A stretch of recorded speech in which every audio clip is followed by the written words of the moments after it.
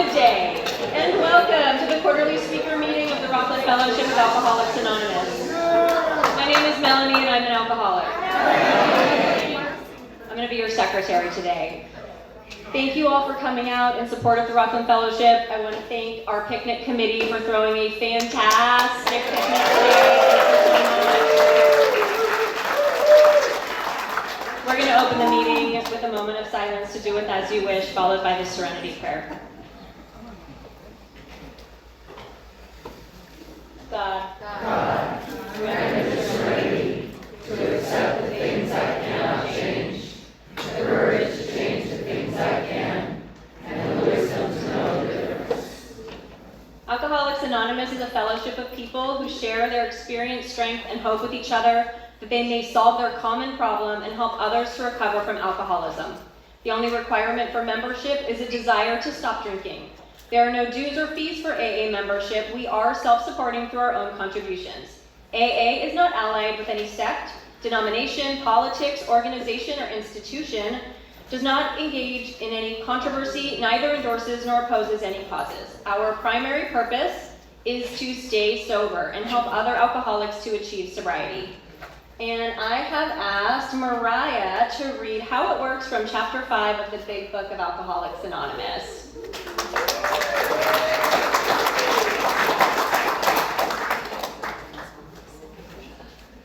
Hi, I'm Mariah. I'm an alcoholic. I'm Mariah. And this is how it works. Rarely have we seen a person fail who has thoroughly followed our path. Those who do not recover are people who cannot or will not completely give themselves to this simple program. Usually men and women who are constitutionally incapable of being honest with themselves. They are such unfortunates. They are not at fault. They seem to have been born that way. They are naturally incapable of grasping and developing a manner of living which demands rigorous honesty. Their chances are less than average. There are those, too, who suffer from grave emotional and mental disorders, but many of them do recover if they have the capacity to be honest. Our stories disclose in a general way what we used to be like, what happened, and what we are like now. If you've decided you want what we have and are willing to go to any length to get it, then you are ready to take certain steps. At some of these we balked. We thought we could find an easier, softer way, but we could not. With all the earnestness at our command, we beg of you to be fearless and thorough from the very start. Some of us have tried to hold on to our old ideas, and the result was nil until we let go absolutely. Remember that we deal with alcohol, honey, baffling, powerful. Without help, it is too much for us. But there is one who has all power. That one is God. May you find him now. Half measures availed us nothing. We stood at the turning point. We asked his protection and care with complete abandon. Here are the steps we took, which are suggested as a program of recovery. 1, we admitted we were powerless over alcohol, that our lives had become unmanageable. 2, we came to believe that a power greater than ourselves could restore us to sanity. 3, made the decision to turn our will and our lives over to the care of God as we understood him. 4, made a searching and fearless moral inventory of ourselves. 5, admitted to God and to another human being the exact nature of our wrongs. 6, we're entirely ready to have God remove all these defects of character. 7, humbly asked him to remove our shortcomings. 8, made a list of all persons we have harmed and became willing to make amends to them all. 9, made direct amends to such people wherever possible, except when to do so would injure them or others. 10, continued to take personal inventory, and when we were wrong, promptly admitted it. 11, sought through prayer and meditation to improve our conscious contact with God as we understood him, praying only for knowledge of his will for us and the power to carry that out. 12, having had a spiritual awakening as a result of these steps, we tried to carry this message to alcoholics and to practice these principles in all our affairs. Many of us exclaimed, "What an order, I can't go through with it." Do not be discouraged. No one among us has been able to maintain anything like perfect adherence to these principles. We are not saints. The point is we are willing to grow along spiritual lines. The principles we have set down are guides to progress. We claim spiritual progress rather than spiritual perfection. Our description of the alcoholic, the chapter to the agnostic, and our personal adventures before and after made clear 3 pertinent ideas. A, that we were alcoholic and could not manage our own lives. B, that probably no human power could have relieved our alcoholism. And C, that God could and would be resolved. Thank you, Mariah. Thank you for your service today. And I've asked Matt to read the 12 traditions.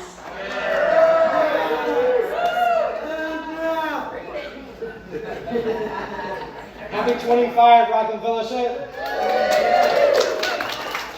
The 12 traditions of Alcoholics Anonymous. 1, our common welfare should come first. Personal recovery depends upon AA unity. I'm madder when I'm an alcoholic. 2, for our group purpose, there is but one ultimate authority, a loving God as he may express himself in our group conscience. Our leaders are but trusted servants, they do not govern. 3, the only requirement for AA membership is a desire to stop drinking. 4, each group should be autonomous, except in matters affecting other groups or AA as a whole. 5, each group has but one primary purpose, to carry its message to the alcoholic who still suffers. 6, an AA group ought never endorse, finance, or lend the AA name to any related facility or outside enterprise, lest problems of money, property, and prestige divert us from our primary purpose. 7, every AA group ought to be fully self-supporting, declining outside contributions. 8, Alcoholics Anonymous remain forever non-professional, but our service centers may employ special workers. 9, AA as such ought never be organized, but we may create service boards or committees directly responsible to those they serve. 10, Alcoholics Anonymous has no opinion on outside issues, hence the AA name ought never be drawn into public controversy. 11, our public relations policy is based on attraction rather than promotion. We need to always maintain personal anonymity at the level of press, radio, and films. 12, anonymity is the spiritual foundation of all our traditions, ever reminding us to place principles before personalities.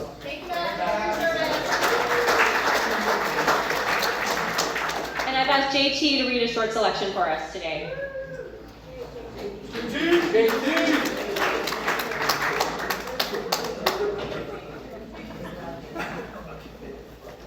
JT Alcoholic. Chapter 3, more about alcoholism. Most of us have been unwilling to admit we are real alcoholics. No person likes to think he is bodily and mentally different from his fellows. Therefore, it is not surprising that our drinking careers have been characterized by countless vain attempts to prove we could drink like other people. The idea that somehow, someday, he will control and enjoy his drinking is the great obsession of every abnormal drinker. The persistence of this illusion is astonishing. Many pursue it into the gates of insanity or death. We learned that we had to fully concede to our innermost selves that we were alcoholics. This is the first step in recovery. The delusion like we are like other people, or presently maybe, has to be smashed. We alcoholics are men and women who have lost the ability to control our drinking. We know that no real alcoholic ever recovers control. All of us felt at times that we were regaining control, but such intervals, usually brief, were inevitably followed by still less control, which led in time to pitfall and incomprehensible demoralization. We are convinced to a man that alcoholics of our type are in the grip of a progressive illness. Over any considerable period, we get worse, never better. We are like men who have lost their legs. They never grow new ones. Neither does there appear to be any kind of treatment that will make alcoholics of our kind like other men. We have tried every imaginable remedy. In some instances, there has been brief recovery, followed always by a still worse relapse. Physicians who are familiar with alcoholism agree there is no such thing as making a normal drinker out of an alcoholic. Science may one day accomplish this, but hasn't done so yet. Thank you, JT. Thanks for your service today. Does anybody have an empty seat next to them? Does anybody want to see if there's some empty seats? Raise your hand. Okay, great. Just want to make sure. All right, I want to take a minute to acknowledge some of our members who have been here since the first year of the Rockland Fellowship. If you have been here since the first year of the Rockland Fellowship, most of you guys are in the front row, but if there's anybody else that isn't, would you stand and introduce yourselves, please?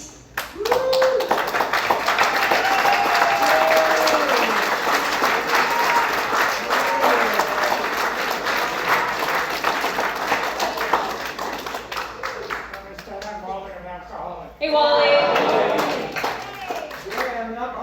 Gary. Elizabeth. Sue. Maria. Anyone else? Okay. Awesome. Thank you guys.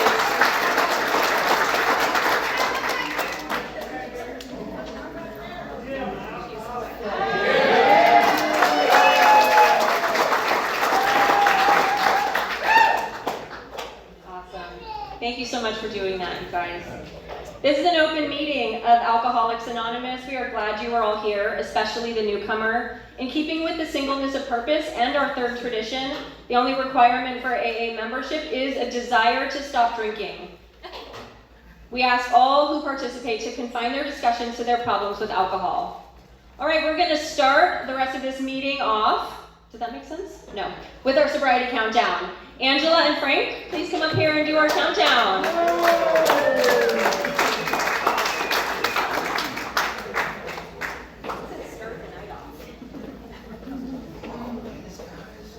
Everybody actually great alcoholic. Great seeing great alcoholic. Is there anyone with 50 years of sobriety or more? Please stand up.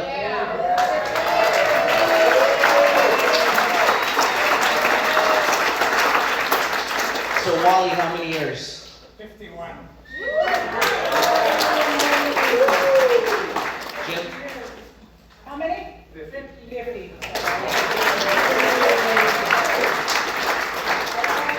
49 to 45?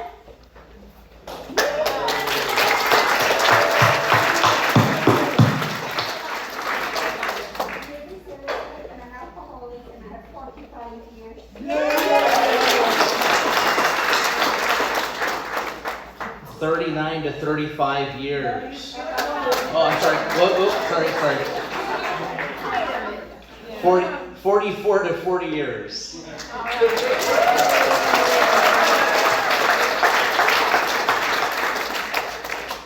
Now 39 to 35 years.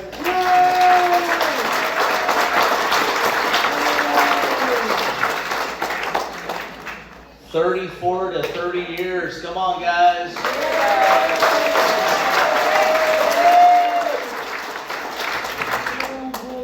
29 to 25.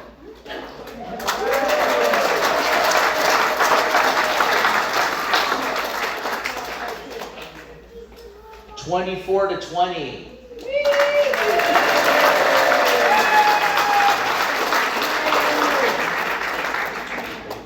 19 to 15.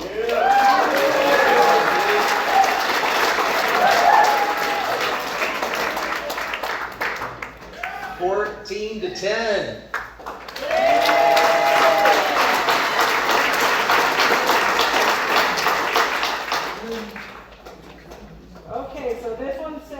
9 years, 8 years, 7 years, 6 years, 5 years, 4, 3, 2, 1. Please stand up.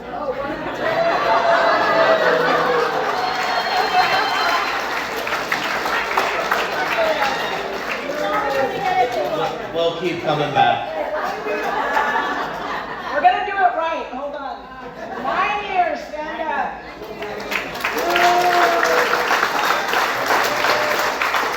8 years.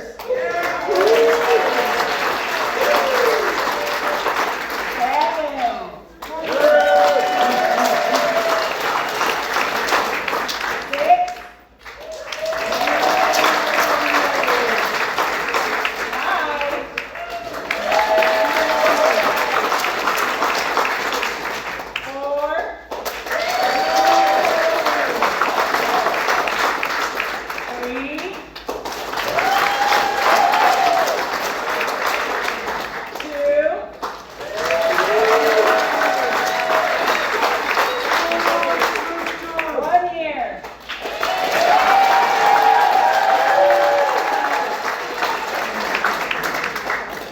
Okay, 9 months.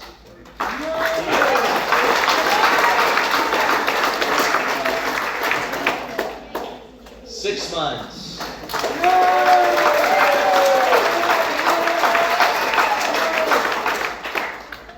90 days.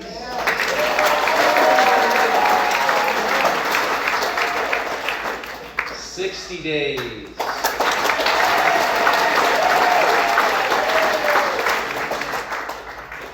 30 days.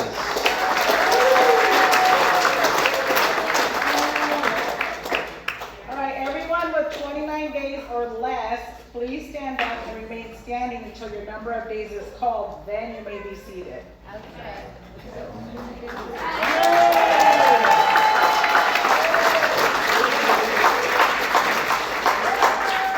Stay standing. 29, 28, 27, 26, 25, 26, 24, 23, 22, 21, 20, 19, 18.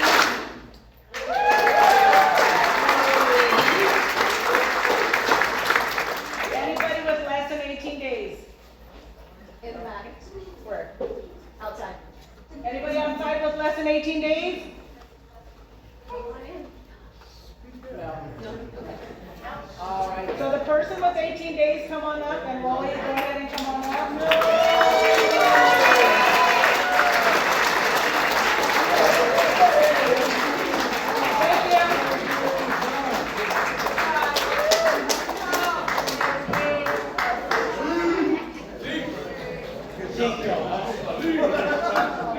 Welcome home! I'm Wally, I'm an alcoholic. I met Ezekiel outside before I came into the meeting. Anyway, JT read something that was really important to me in my early days of sobriety when I couldn't get it through my thick skull what I was. And he read chapter 3. Chapter 3, yes. My suggestion is you find in there or float your boat and read it.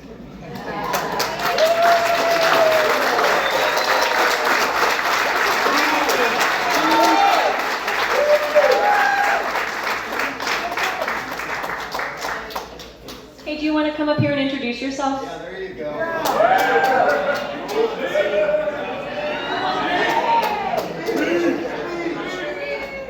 Ezekiel Alcoholic. I'm really grateful for the Rockland Fellowship. Thank you.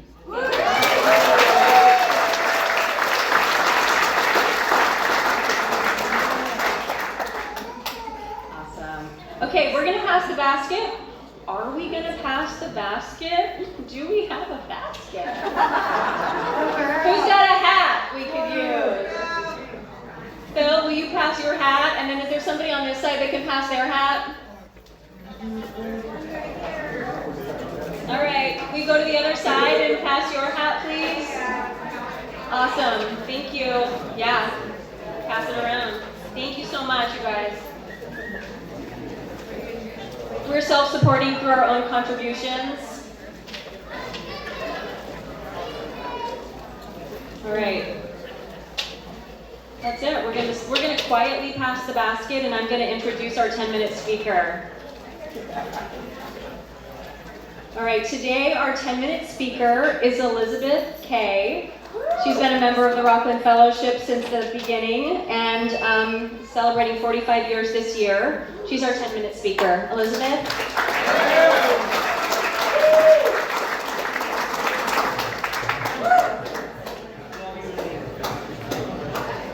Hi, I'm Elizabeth, and I am still an alcoholic. I'm sober today by the grace of God and the fellowship. Okay. I'm sober today by the grace of God in the fellowship of Alcoholics Anonymous. I get sober in San Jose, and I spent my first 20 years being sober there, and I moved up here 25 years ago to Rockland just as the fellowship was, they were discussing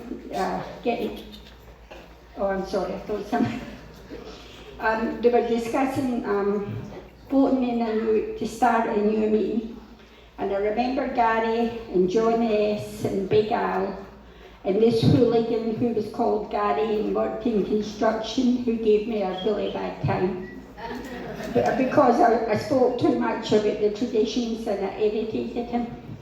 However, he's the only nasty piece of work I've met in the program in all the years. So Rockland Fellowship has been my home. Very often through the years I have spoke up about the traditions, and I have to get hate before I have the courage to speak. But my friend Christy says, I don't get hate, I'm just passionate. And I love her for that. Anyway, I have have never ever, in all the meetings I have come to, I have never written anything. But what I want to talk about is the people who have affected me through the years. And so I'm going to go as quick as I can. And a lot of people that did affect me are now in there. So, Gary is going to speak about the people who started the meeting, I'm sure. So I'm going to go on. I have here, oh, I was thinking about Matt. That's only from last year or the year before. Matt affected me a whole lot because he had such a wonderful program and he helped so many people. So I wanted to mention him. And then there was Brandy. Brandy has moved further down, wherever. She's gone to another town. But she was really, really instrumental in getting into the business meetings and into the committee and really, really helping getting things going and things being paid the way they should. And she was a great asset, but she's moved away now. But I wanted to mention her because she really affected us. I'm going to talk about Anne-Marie. Anne-Marie was a member of this fellowship. Many years ago she died, but she died in the program. And Gary and I, and I'm sure Susan too, people would take her foot and surround her and love her. She died a terrible death of lung cancer.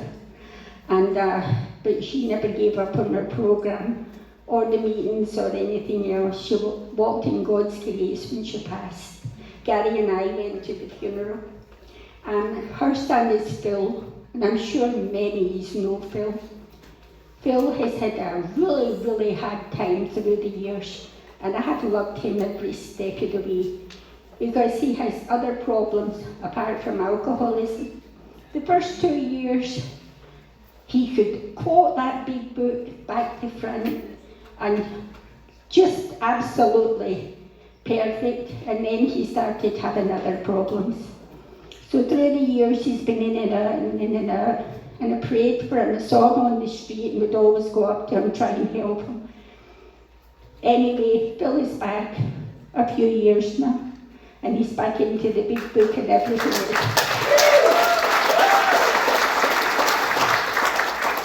For me, he is one of the biggest miracles. He is God in action. And you know what? We never gave up on him. He could bear real problems sometimes, but we loved him anyway.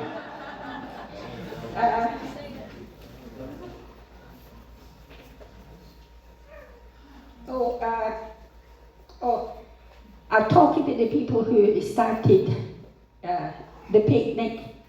It was Angela and Virginia, 2 members.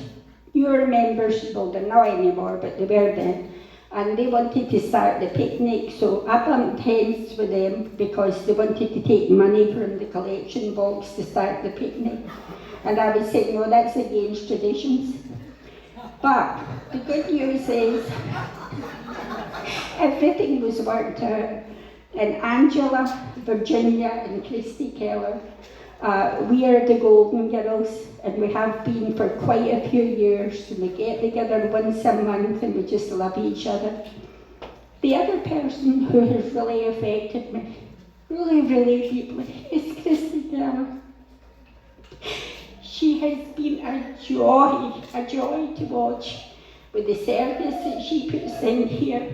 The way she has loved me, watched and all, I mean, she just loves everybody that way. And such a program.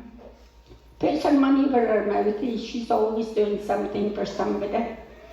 So there's just so many people. Gary has been a real inspiration to him. He and I bumped heads a few times, but we'd walk out the business meeting, hug each other and say, see you what I mean? And it was over. And then when I got older and my blood pressure was too high to go to the business meetings, I would talk to Gary and he would listen to me and he would put everything in motion. So the only thing I had to do was to go and speak.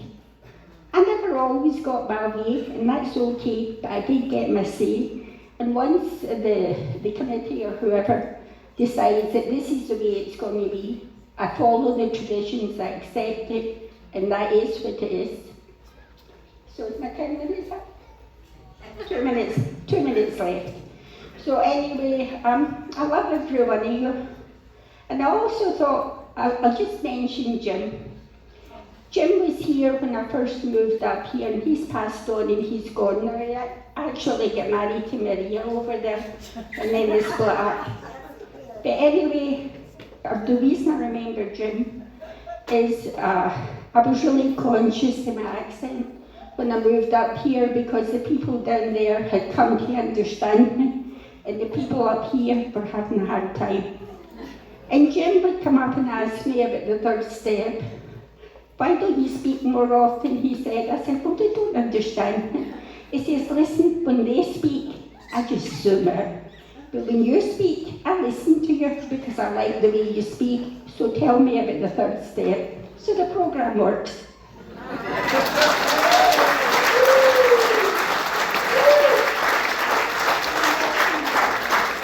Thank you so much, Elizabeth. Really glad to have you here today. Thank you for your service to Alcoholics Anonymous. Okay, it's now my pleasure to introduce our 45-minute speaker. That is Gary S. from the Rockland Fellowship. He's going to share some history and experience Franklin House.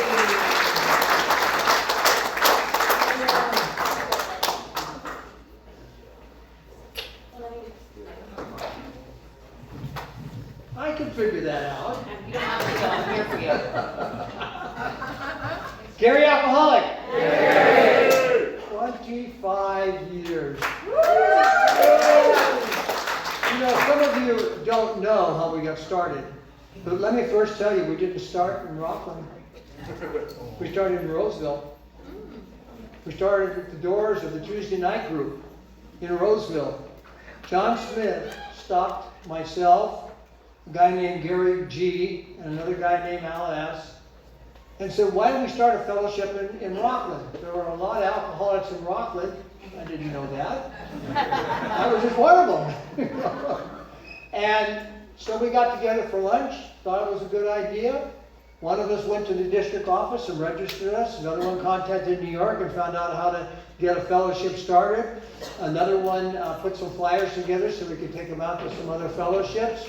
And each of us had jobs, and John went and found a place at the local church at Whitney and Sunset that we could use a little room they had, a little music room, to have our meetings, and we started 3 days a week, 11:30 to 12:30.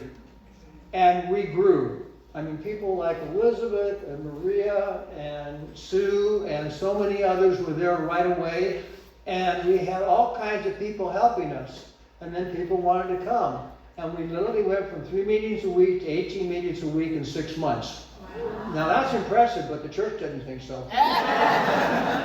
They said, we didn't sign up for this. And they didn't.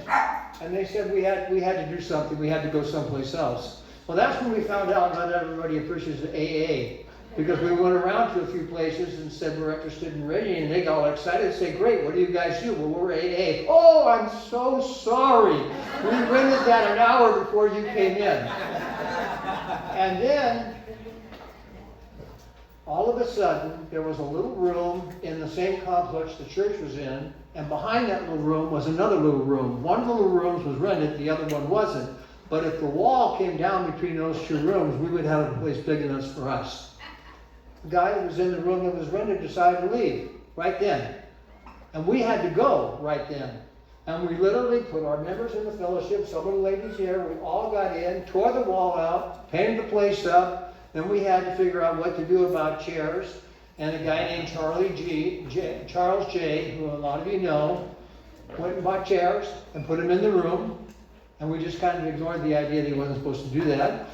And then we had a problem because the landlord said, by the way, I have to have somebody sign the lease, and it can't be your fellowship because you're a nothing. You're not incorporated in nothing. I can't hold you accountable if you don't pay the rent.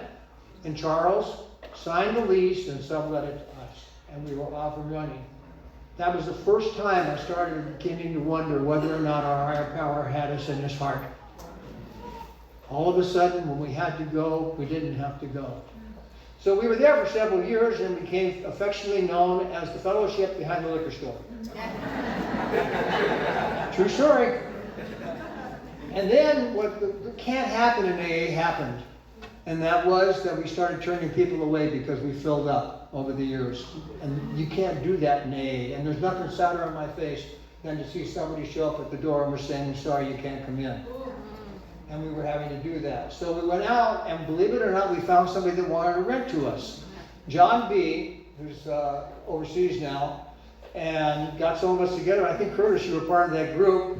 And we went over to this place on Pacific Street, and we went in, and I never smelled anything worse in my entire life. The toilet was leaking, the sink was leaking, everything was leaking. The carpets looked like there were rats running around underneath them, because there was. I mean, it was just an absolutely disgusting place. But this is absolutely a true story. Curtis can testify. For those of you that remember that place, there was a little door. When you opened that little door, there was a little storage room, very small storage room. So I thought, well, that's kind of neat, a little storage room. So I walked in, I'm standing there, and I fell through the floor. I literally went right through the floor. I'm standing on the dirt because it was built on pylons.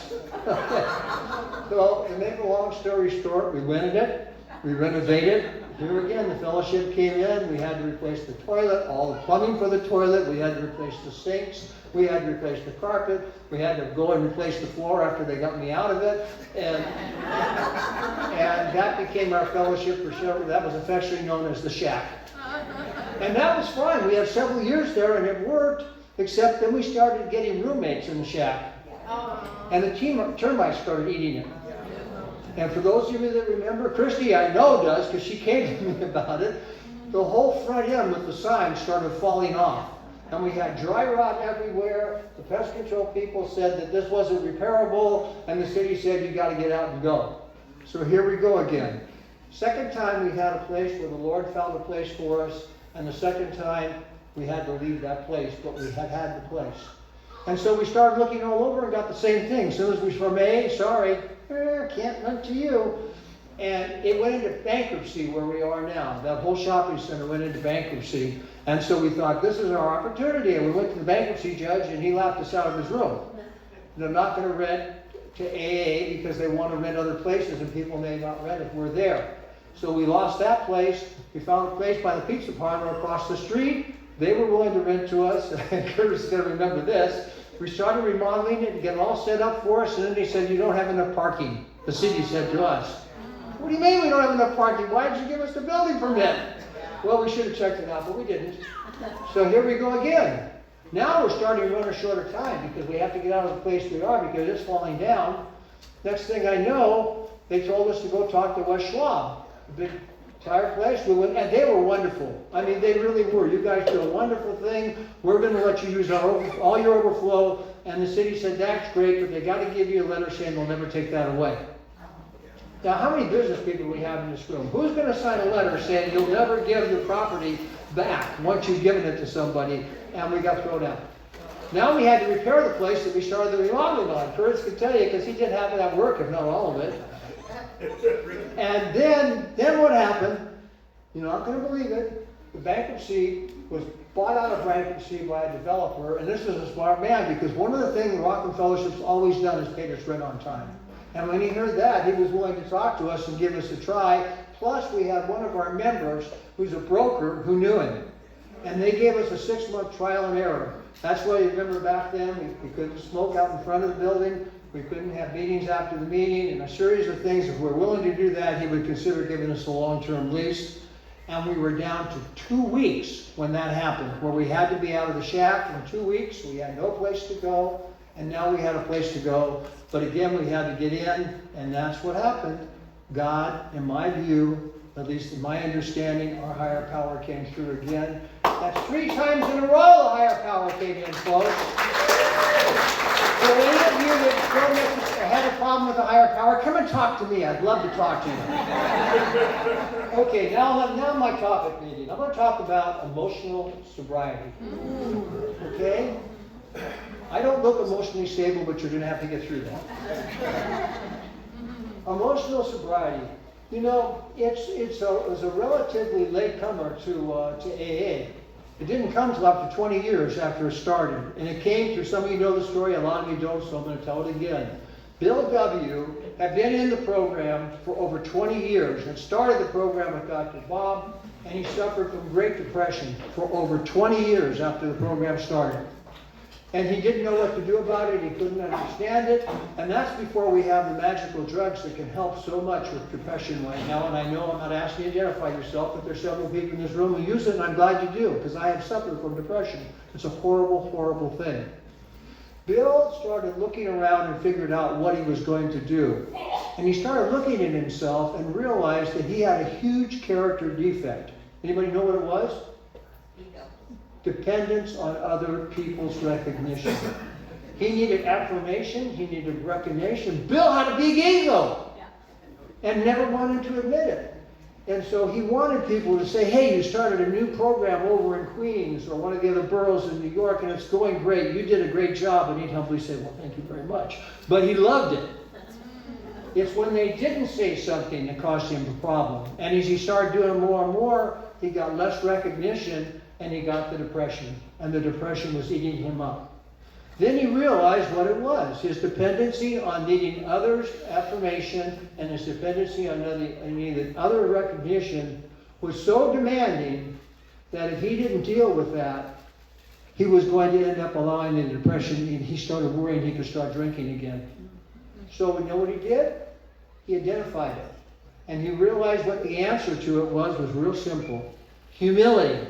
Humility is the answer. The answer is everybody is more important than Bill. Bill is not more important than his feelings.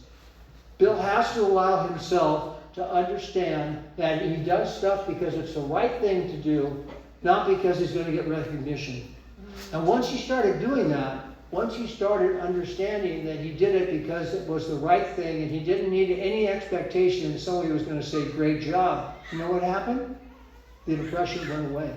He never had it again, and he lived until 1971. He realized once that happened, this was in 1956, the power of what had happened to him, and he wrote a letter to a friend. It explained the whole thing.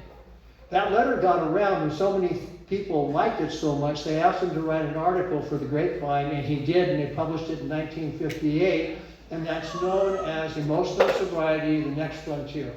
Okay? Emotional Sobriety, the Next Frontier. And he realized the power, but not much came of it. I mean, I've been around this fellowship since the beginning, as you know.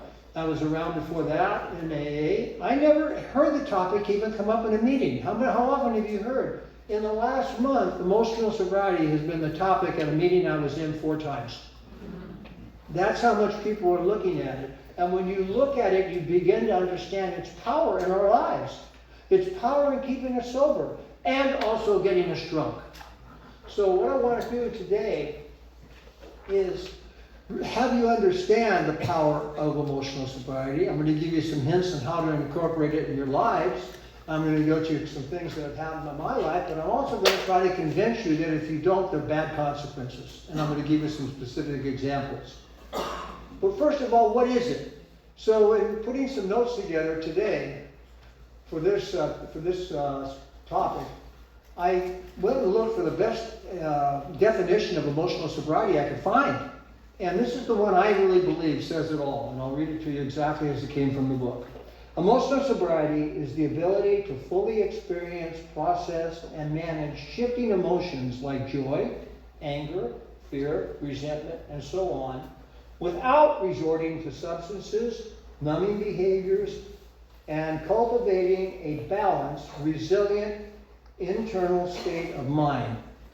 So you don't have to go to alcohol, you don't have to go to pot, you don't have to go to opioids, you don't have to do anything other than practice what it takes to stay emotionally stable, and that doesn't have to happen. But unfortunately it does, because you chose not to do those things. And we'll talk about that, because I'm going to tell you right now, let me give you 2 examples. In the last 3 months, we've lost 2 of our members who died from alcoholism. One of them was found in a hotel after 4 days of drinking, and the other one was found in another place after he drank himself to death. And they drank because they drank too much. They didn't follow some of the things that I'm talking about today. First of all, keep this in mind. Everyone in this room, this is my view, by the way, you're not going to find it in the big book, has two parts of your brain. That one says alcohol is a good idea, and one says alcohol is a bad idea. How many want the bad idea? None of us do. None of us do. But there's always a fight. I call it the fight between good and evil. On one side, alcohol is what they want. I hear from time to time in meetings that alcohol wants to kill me. I'm not some proponent of that view. What I'm a proponent of is alcohol doesn't care if it kills me, it just wants alcohol. And I find that in the doctor's opinion. I want the effect produced by it. I like that calm and easiness. I like feeling bigger than I was before I took it. Unfortunately, once I take it, I get the allergy and I can't stop. Okay? So the fact of the matter is that I have this part over here that says it's a good idea, but I also have this part over here that I get from going to these meetings, by reading the book, by studying it, by working with a sponsor, by sponsoring other men, by talking to God every day, and all the things that we do to stay on the path of sobriety that will always overcome that. That has been my view, and all the time I've been in Alcoholics Anonymous, it has every time showed me that you can overcome it. My buddy Wally, 50 years, okay? He doesn't look it, but it is 50 years. The fact of the matter is you don't have to drink if you do what you're required to do in alcoholics. And listen to Wally, what he does. It sounds to me a lot like practicing AA. And in doing that, he stays sober. I do the same thing because I learn from people like him and I try to share it with other people. So, you've got to remember that our disease does not want us to be emotionally stable. What a surprise. It wants us to be emotionally unstable. So when bad things happen, it wants to take those things and get us to a point that we're going to be so emotionally unstable that we may take a drink. And it can't be happy when that happens. On the other hand, if you get on the path, if you stay on the path, and follow the principles in all your affairs, I don't know anybody who's done that, and I've been around, like I said, for a few years, that has ever drank. I know there are people out there that have. When Bill first wrote, what he said about Alcoholics Anonymous, he says, rarely do we see a person fail who will fully follow our path. When he wrote that, he wanted to say, never do we see a person fail. But somebody, and he always asked other people what they thought. He said, don't say never, because somebody's going to know somebody that did. You don't want to do that. So he put rarely. All right? Well, I'm going to say never for me, because I haven't seen anybody who's gotten on the path, stayed on the path, and doing the things they're supposed to do. But I still have that battle. I still have part of my brain that's going to try to overcome that, and I'll tell you how that happened. Some of you know, 8 years ago, I lost my granddaughter, Miranda, 13, and my son, Sean, lost his daughter, one of the most beautiful little girls I've ever seen, to brain cancer. And from the moment that we found out that she had brain cancer, we lost her in 90 days. That's how quick. And half of that, she was in a coma. Sam was in the program.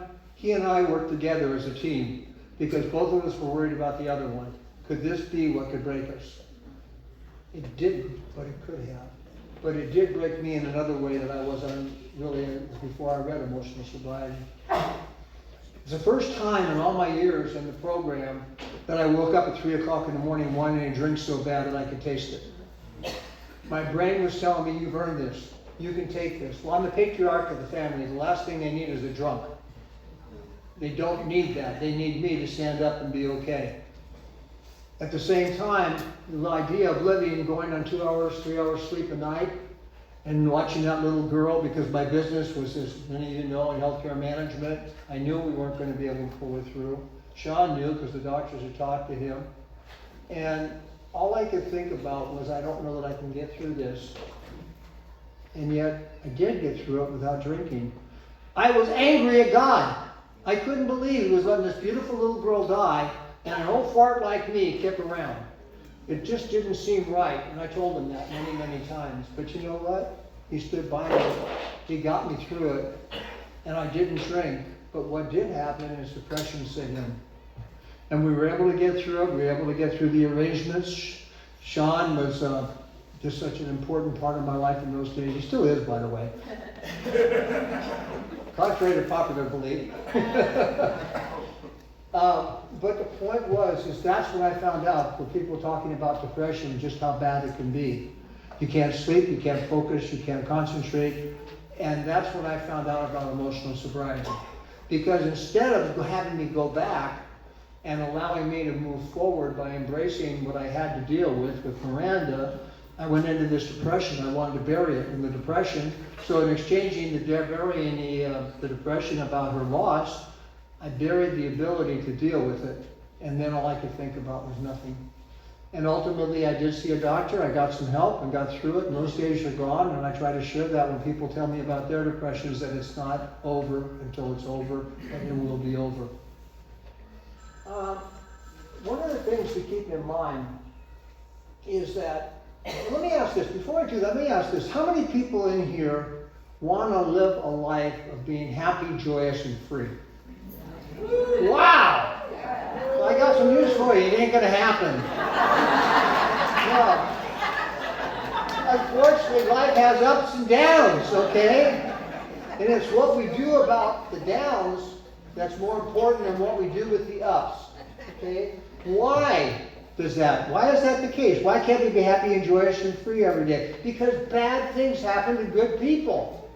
Bad things happen. I just talked about our family and what we had to get through, and we were able to get through it. And I have to admit, by the way, because I do it by our school coming over here, Sean and I will see Miranda again. We both believe that. We both believe we'll put our heads around her. The problem is, I know where she is. I got to get in. Keep that in mind, which means I got to be good from now on. I'm trying, Randy. So bad things happen a good deal. And what we do about it is what's really important. And I'm going to give you some specific examples that go right to exactly what I'm talking about today. Since the Rockland Fellowship has been here, from time to time, and it's been over 100 times, maybe 200, I don't even know, somebody has come out and talked about going out, coming back in. They've had 7 years, 8 years, whatever it is, and they've gone out. And I'll go up to them after the meeting, and I'll say, what happened? Why did you go out? And I've heard everything in the book. My husband left me, my wife cheated on me, I lost my job, the house burnt down, and honestly, last year a guy's dog got hit by a car, but the dog didn't die, but that was why he went out. True story. I've heard that's not why we go out. Why do we go out? We're alcoholics, and our disease knows which buttons to push. So when it comes to emotional sobriety, it knows that that's something that really is going to bug this guy, so we're going to push it harder. And how do they do it? Through a concept called cunning, baffling, and powerful. Anybody heard of it? Yes, sir. Cunning, it's real. It's absolutely real. It's up there. It just wants alcohol. And it'll use our lack of being able to deal with our emotions as one of the ways to get it. It will try us to get feeling so bad about what's going on in between our ears that if it goes on and up, we just might go take that drink. Okay? A lot of you know I did that after 14 years. I had 14 years of sobriety, and one day, over something I didn't lose all my money. It was a business situation that didn't work out the way I thought it was, but it was the first time in business that I had been unsuccessful. And it hit me like a rock. And so I convinced myself, I'll just have a drink today, calm down a little bit, maybe sleep tonight, but I won't drink tomorrow. I didn't. I drank for a year, around the clock. I went from from a fifth a day within 2 or 3 months, to a quarter day within 4 or 5 months, to a half a gallon a day at 6 months, and did that till 1 year. I ended up in the emergency room, 2 doctors staring at me, and the doctor said, both of them, the woman doctor and the man doctor, you're going to be dead in 2 months. This was 27 years ago.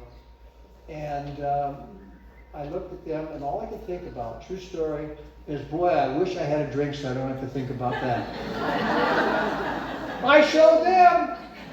That was my last drink. My son Sean was going to school in Denver at the time.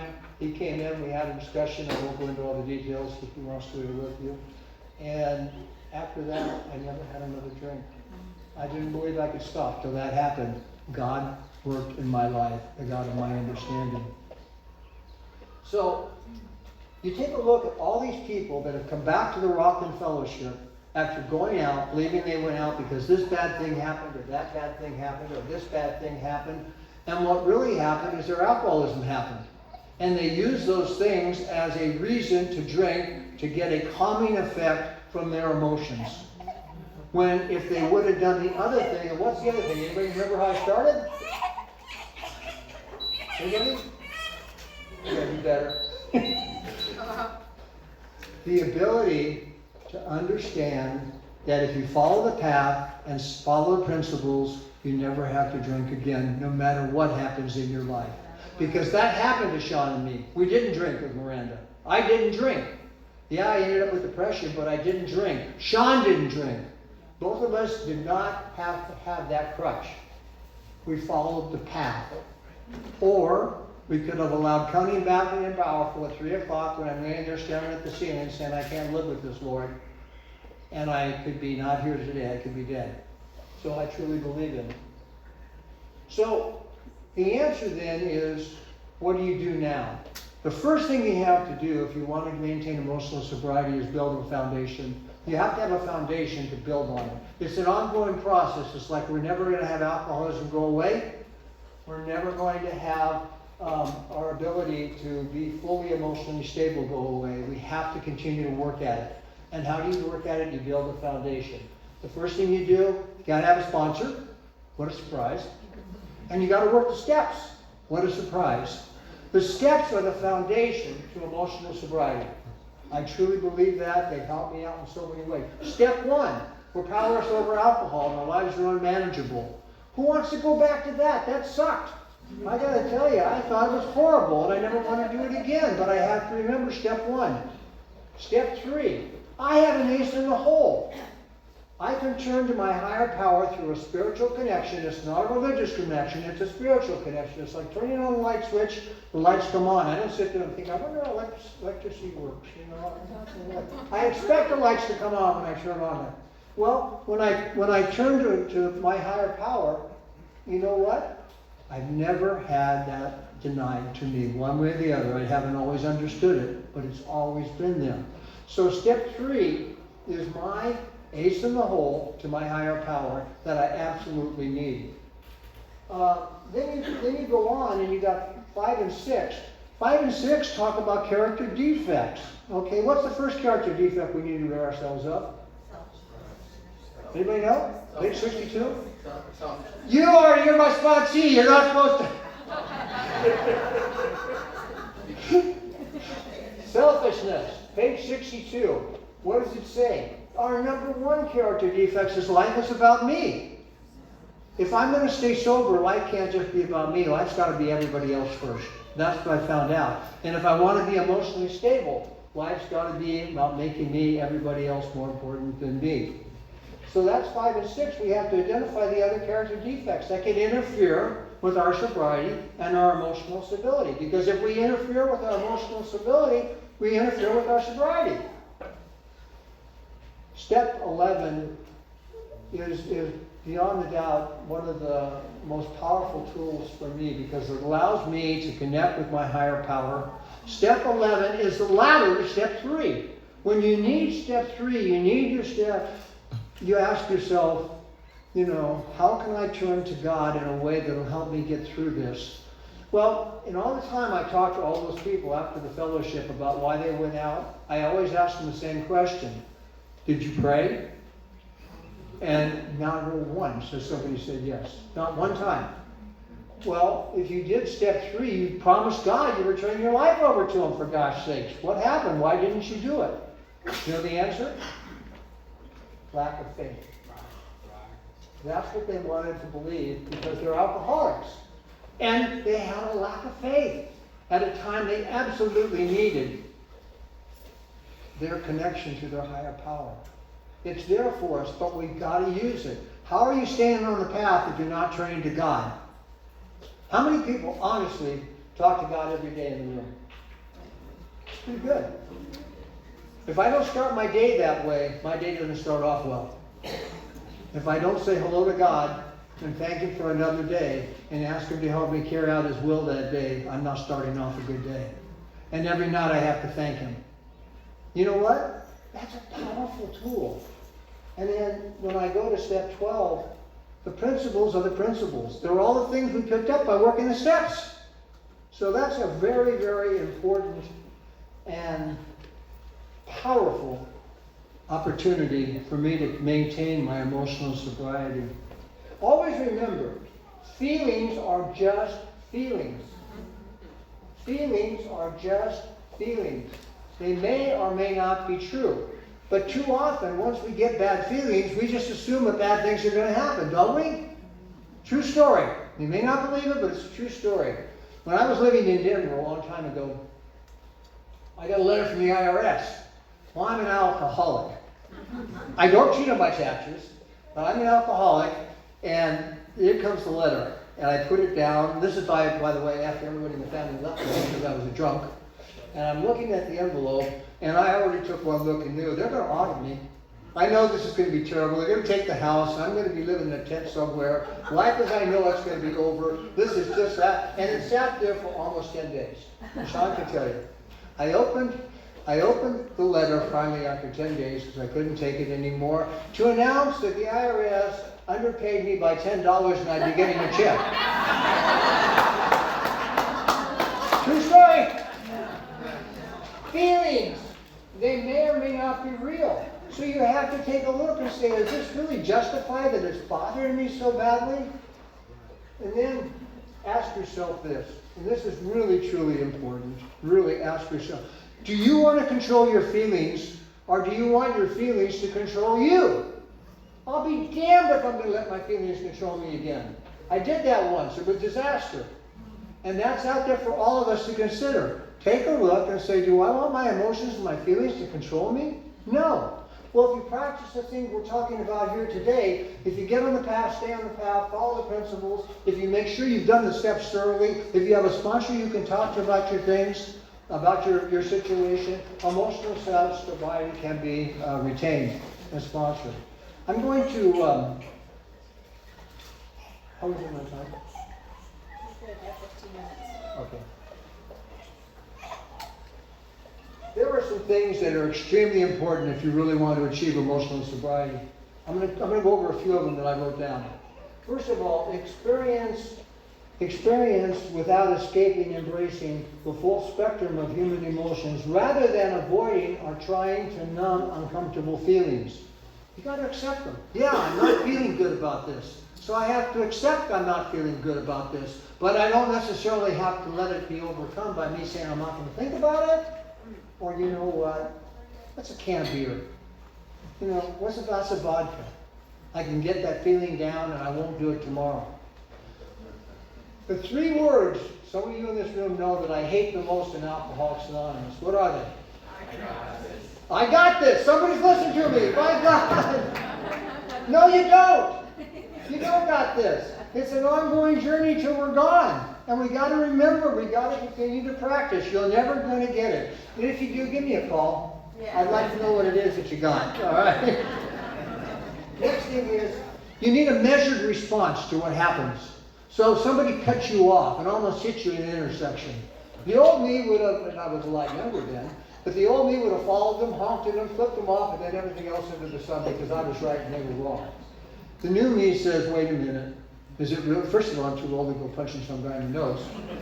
But the fact of the matter is, it's not going to accomplish anything and I'm not going to get better. I think about my emotions and my feelings before I react to them. Or somebody doesn't say something the way I like them to say it. I don't come right out and say, who the hell do you think you are? And then self-awareness. You need to understand what are the buttons that your disease wants to push. You know what they are. I know what they are. For some of us, resentments. For some of us, it's fear. For some of us, humility. Whatever they are. And some can be good. I had a guy that I met with the other day, and he had gone out. You know why he went out? Because he went to a promotion party where he got promoted, and it was so fantastic he wanted to feel higher. And he knew he was an alcoholic. It doesn't make sense. So the fact of the matter is that if you do these things, and a couple of other ones I just mentioned, stay out of the past. How many of you, I'm guilty of this. I had a guy who stole a lot of money from me years ago, and he ended up in jail, not because of that, because of something else. And to this day, I can still every once in a while wake up and think about the fact that he got away with that money. And I'm sitting there constantly, that was a long time ago. There's nothing I can do about it. There's nothing, but I'm sitting there thinking about it. Remembering a past thing like that. I'm not going to ask who in here is guilty of that because most of you are. I know that because I've been able to sponsor a lot of men over the years. And it's just something that makes no sense whether. Stay out of the past. Accept the present as it is. You can't change it. Acceptance on page 417 is real. We have to learn how to accept. So now I'm going to close up with this. Because this is something that really, really has changed my life over the years. And I'm going to read it to you. All have heard it before, but I'm going to read it, but then I'm going to tell you why it's so important.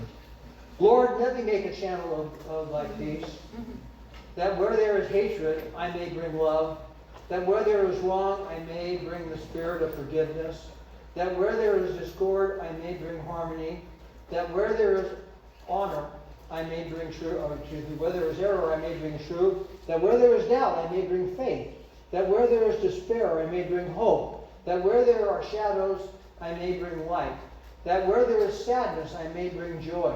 Lord, grant me I may seek rather to comfort than to be comforted, to understand than to be understood, to love than to be loved, for it is by itself forgetting that one finds. It is by forgiving that one is forgiven. It is by dying that one awakens in eternal life. That's the most powerful words that ever entered my life. Those words. I read them all the time. Why? Because I have to get out of self. Selfishness is because of self. And I came in here selfish many years ago. I'd like to think that a lot of that is gone now, that I've changed as a person. You all have heard me talk about this one time or another. You have to change from who you were to who you need to be. You have to do it to stay sober. You have to do it to stay emotionally stable. And you have to do it because I do believe our higher power wants us for that. That's what his expectations are of me. And I have to give back all the wonderful years that he's allowed me to be part of this wonderful program. God bless you all. Have a wonderful day.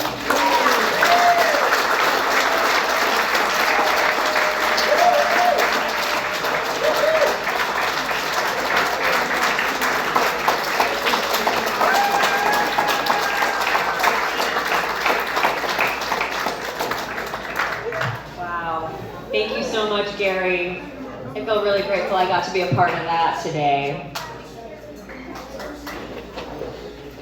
All right, I'd like to thank our speakers, Elizabeth and Gary S. Thank you so much for your service to Alcoholics Anonymous and for being here today. We greatly appreciate those who volunteered, our greeters, coffee person, birthday countdown people, timer, basket passers, and those that are willing to help clean up and stack the chairs. We're going to be doing our raffle baskets pretty quickly here, so yeah, we're going to close with the Lord's Prayer. Thank you.